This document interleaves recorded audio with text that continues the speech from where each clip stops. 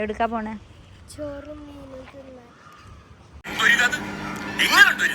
അല്ലെങ്കിൽ തന്നെ ആകൊരു ഇതായിട്ടിരിക്കുന്നതാണുമ്പോ കഴിക്കാൻ തോന്നുക. കഴിക്കണം, ഇതൊന്ന് ടേസ്റ്റ് ചെയ്തിട്ട് എരിവോ ഉപ്പോ കുറവുണ്ടെങ്കിൽ പറയണം. പിന്നെ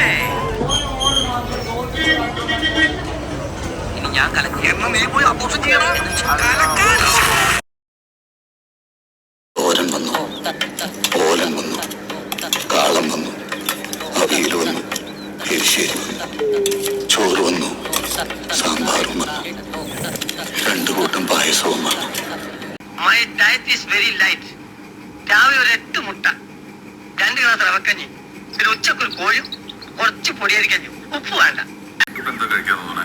എനിക്കല്ലേ ചോറും മീൻ വറുത്തു, അതിന്റെ കൂടെ നല്ല തേങ്ങാ ചമ്മന്തിയും ഒരു പപ്പടവും ഇച്ചിരി അച്ചാറും പിന്നെ നല്ല തേങ്ങാപ്പാലിലും മാങ്ങിയിട്ട മീൻകറി. എങ്ങനെ ഉണ്ടാവും?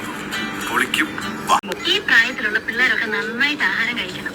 ശരിയാ, അങ്ങനെയാണ് ഇതെല്ലാം കൂടെ പൊതിഞ്ഞു കിട്ടാ ഞങ്ങൾ വീട്ടിൽ കൊണ്ട് ചെന്നോളല്ലേ. നിങ്ങൾ ഇങ്ങനെ വായി നോക്കിയിരുന്ന എനിക്ക് ശരിക്കും ഉണ്ണാൻ പറ്റത്തില്ല. ഒന്ന് അങ്ങോട്ട് മാറിയിരുന്നേ. മീൻകറി ഇല്ലേ അമ്മേ? ഓ, ഇത്തിരി നെത്തോലി കിട്ടി. ഹായ് നെത്തോലി, കുണുക്കിട്ട പെണ്ണെ കുഞ്ചാലി, നിനക്കിട്ട പേര് നെത്തോലി. ഇന്ന് ഞാനൊരു സത്യം മനസ്സിലാക്കി. എന്ത്? ജീവിതത്തിൽ ഒരിക്കലും മറ്റൊരു പരിപാടി ഉണ്ട്. എന്ത് പരിപാടി? ഈ പരിപാടി ഊണൊരിക്കല്. ഇപ്പൊ നീ എത്ര പേരത്തില്ലേ, എനിക്കൊരു ബോറടിയില്ല. ഇന്ന് ഞാനൊരു സത്യം മനസ്സിലാക്കി.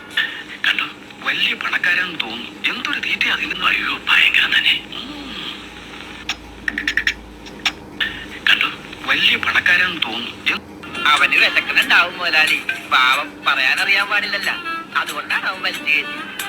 ഇവിടെ ഏറ്റവും കൂടുതൽ പോകുന്ന സാധനമാണ് ഈ കാളാഞ്ചി തവ ഫ്രൈ. എന്നാ ചൂടാണ്. അതായത് ഈ മസാല കണ്ടോ.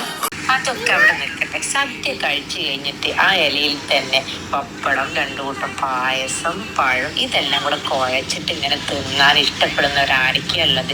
ഞാൻ ഈ അടുത്തതിന് ഫാനായത് കേട്ടോ.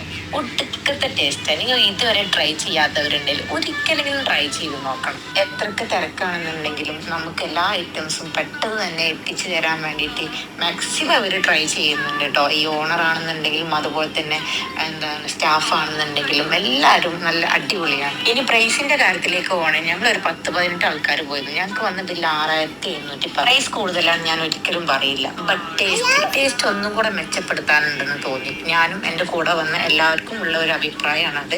ടേസ്റ്റ് ഇല്ല എന്നല്ല, ബട്ട് ഇച്ചിരിയും കൂടെ ആവാ എന്ന് തോന്നി. തിരക്കും ബഹളും ആംബിയൻസ് എല്ലാം കാണാൻ വേണ്ടി ഒരിക്കലെങ്കിലും നിങ്ങളൊന്ന് വരണം. അപ്പൊ അത്രേ ഉള്ളൂ. ബൈ.